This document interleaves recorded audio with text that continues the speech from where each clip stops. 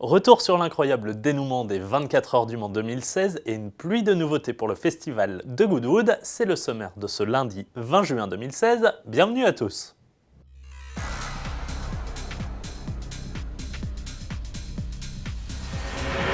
Pour débuter donc, retour sur une incroyable édition des 24 heures du Mans 2016 et l'on comprend mieux tout le mythe qu'il y a autour de cette course puisqu'une fois encore elle a réservé des surprises jusque dans le dernier tour.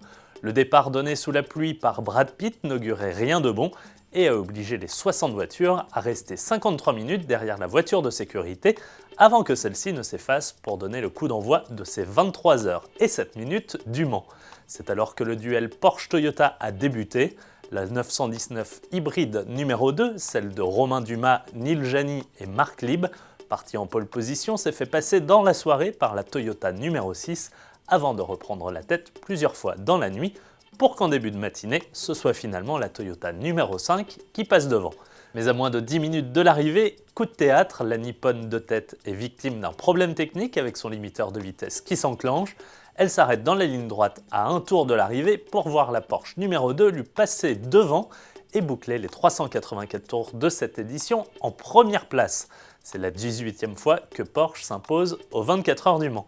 A noter qu'en LMP2, la victoire revient à l'Alpine Nissan Signatec de Gustavo Menezes, Nicolas Lapierre et Stéphane Richelmy, tandis que la Ford GT numéro 68 de Sébastien Bourdet, Joey Hand et Dirk Müller s'impose devant Ferrari en GTE Pro.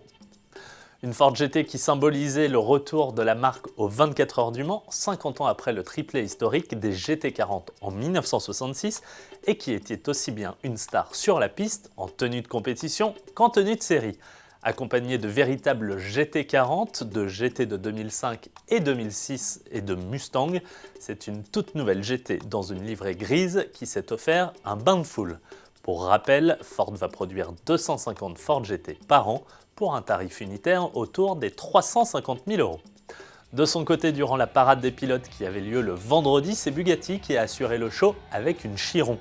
Une fois de plus, l'Alsacienne de 1500 chevaux a médusé tous ceux qui étaient sur son passage dans les rues du Mans, arborant pourtant une robe noire plutôt discrète, à défaut d'avoir une sonorité qui l'est.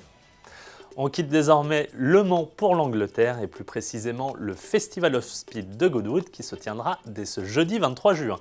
Un événement où sont attendus plus de 200 000 spectateurs et qui verra la naissance de quelques nouveautés, notamment chez McLaren qui présentera la version piste de sa petite 570S, baptisée 570S Sprint et dont voici les premières images.